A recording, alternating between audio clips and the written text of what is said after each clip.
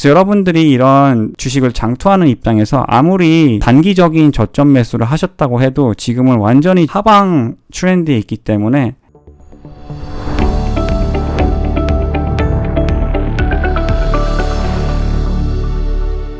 화면을 보시면 2020년 지금 거래 내역이에요. 한국 입장에서 봤을 때 보시는 데이터인데 지금 보시면 테슬라가 1등이에요. 매수 결제가 제일 많은 주식이. 그 다음에 이제 TQQQ가 2등, SOXL이 3등. TQQQ의 반대랑 SOXL 반대가 4등이랑 9등을 차지하고 있고요. 그래서 탑 15 거래 내역에 요 4개의 레버리지가 있다고 보시면 되고 요 2개의 인버스 레버리지가 지금 있어요. 그거 빼고는 전체적으로 보시면 지금 다 빅테크 위주라고 보시면 될 것 같아요. 엔비디아가 주식 중에서는 2등, 3등이 애플, 4등이 구글, 5등이 이제 마이크로소프트, 그 다음에 이제 루시드가 생각보다 많아요. 11등이 QQQ예요, 여러분. 그러니까 이거는 3X 레버리지 ETF인데 TQQQ는 이거는 1X QQQ라고 보시면 되고 그 다음에 AMD랑 아마존으로 지금 탑 15이 라운드업 된다고 보시면 됩니다. 자, 그래서 이런 주식들에 여러분들이 투자를 하시면요. 여기 안에 지금 무슨 주식들이 들어있고 앞으로 올라갈 가능성이 있는지 그런 걸 잘 분석을 해야겠죠. 그래서 TQQQ를 보시면 전체적으로 빅테크 위중 홀딩이 많다고 보시면 돼요.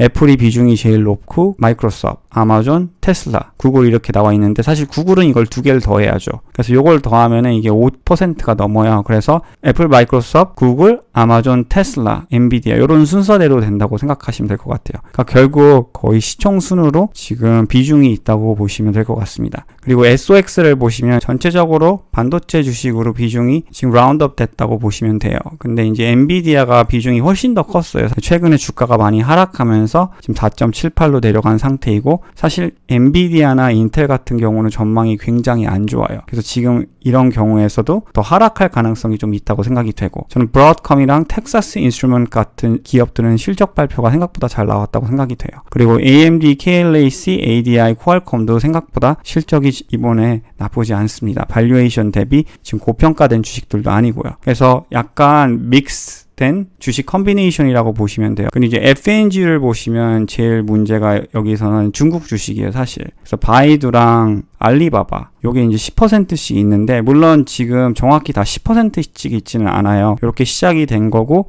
이제 어떤 주식이 더 많이 하락하고 어떤 주식이 더 많이 상승하냐에 따라서 알로케이션이 조금 변화될 수가 있는데 전체적으로 이 10개의 주식이 한 10%씩 있다고 보시면 될 것 같아요. 그 중에서 이제 엔비디아 같은 경우는 전망이 안 좋고 지금 발류에이션도 높기 때문에 좀 더 하락할 가능성을 열어둬야 되고 트위터는 지금 업데이트가 안 된 것 같아요. 제 생각엔 마소로 지금 변환됐다고 써 있는데 이 야후 데이터가 생각보다 업데이트가 안 되는 것 같네요. 아무튼 요거를 마소로 보시면 되고 전체적으로 봤을 때 제일 걱정은 중국 같아요. 결국 최근에도 또 락다운 때문에 주식들이 많이 하락을 하고 있어서 정부에서도 지금 자꾸 벌금을 내게 하고 있고요. 이런 대기업들을. 그런 리스크가 있다고 생각하시면 되는데 저는 FNGU가 TQQ보다 조금 더 리스크가 크다고 생각을 해요. 그리고 이제 불스 같은 경우는 15개의 주식이 6.67%로 있다고 보시면 될 것 같아요. 이거는 이제 또 FNG랑 좀 다른 리스크가 있어요. FNG는 중국 주식이 있다면은 불스 같은 경우에는 좀 성장주들이 섞어져 있다고 보시면 돼요. 예를 들면 이제 스퀘어 같은 경우, 그리고 마이크론 테크놀로지 같은 경우도 이제 시총이 그렇게 큰 주식은 아니거든요.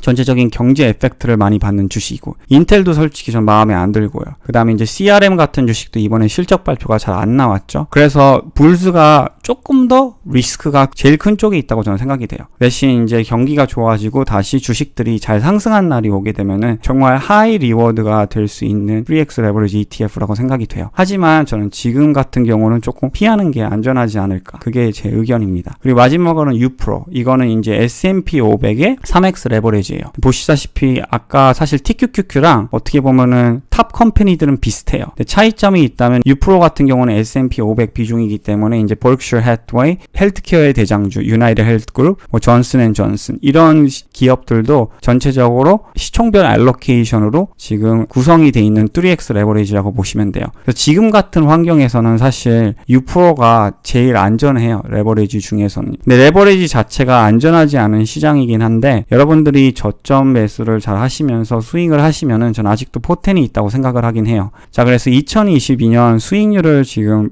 보시면 좀 심각하죠. 레버리지가 정말 안 좋은데 예를 들면 U-Pro가 지금 마이너스 51.6, 그리고 TQQQ는 지금 거의 마이너스 70%인 상태, 그리고 FNGU는 80%, 그리고 SOX는 82.5%, 그 다음에 이제 불스는 87%인 상태입니다. 어마어마하게 많이 하락을 했죠. 그래서 여러분들이 이런 주식을 장투하는 입장에서 아무리 단기적인 저점 매수를 하셨다고 해도 지금은 완전히 하방 트렌드에 있기 때문에 수익률이 좋을 수가 없어요. 정말 최근 요 저점에만 많이 매수하지 않았으면요. 그리고 매도했으면 당연히 수익이 있겠지만 여러분들이 매도 안 하셨으면 지금 최근에 있는 이 2, 3주 동안 하락장에 또 어마어마하게 하락한 상태이고요. 그리고 지난 1년간 봤을 때도 큰 차이점은 없습니다. 사실 요 레벨이랑 크게 차이 나진 않기 때문에, 그래서 성장주가 올라갈 수 있는 환경이 와야지 불스 같은 ETF가 더 힘을 받을 수 있다고 보시면 돼요. 여러분들이 지금 심각성을 모르는 것 같아서 제가 이렇게 5개 ETF를 한 번에 다 비교를 해봤습니다. 그리고 여러분들이 장기 투자하는 입장에서 이제 좀 봤을 때 나쁘진 않게 보여요.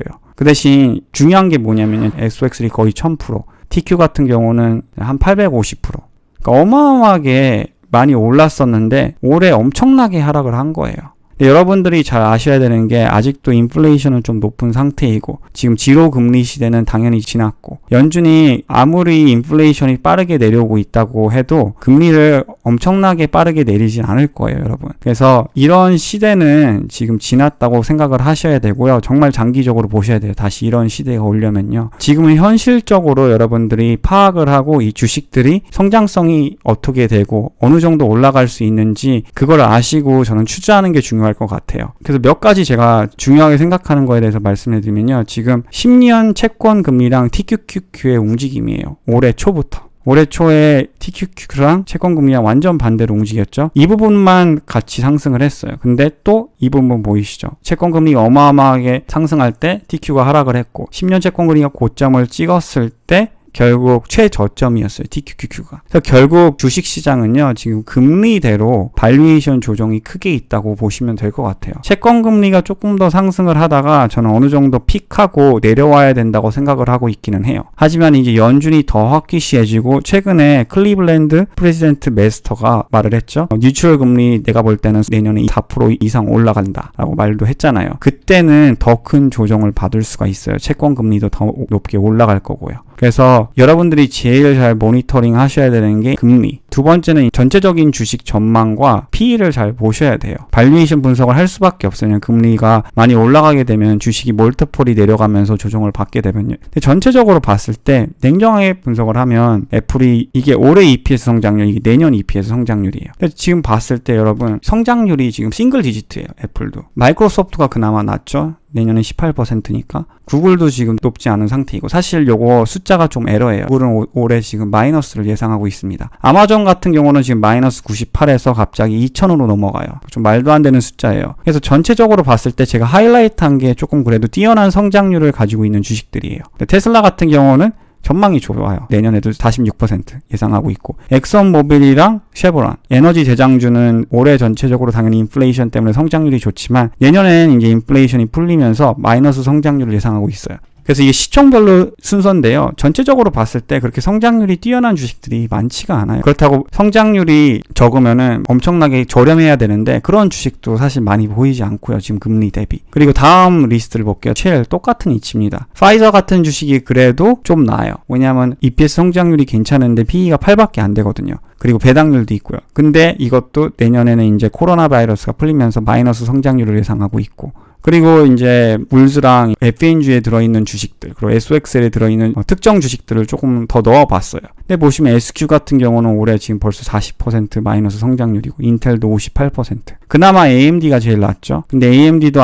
아무래도 보면 섹터별로 움직이기 때문에 엔비디아가 하락하면 AMD도 같이 하락할 가능성이 높고요. 실적 발표 전까지는요. 그리고 어도비 같은 경우는 CRM보다는 낫다고 생각이 돼요. 그렇다고 해도 막 폭발적인 성장률이 있는 상태가 아니고 지금 전체적으로 주식을 봤을 때 스태그플레이션에 있는 환경에 있는 상태라고 보시면 돼요. 그래서 단기적으로 갑자기 어마어마하게 모든 주식들이 풀리면서 엄청난 B-shape 리커버리는 여러분들이 예상하지 않는 게 현실적인 것 같아요.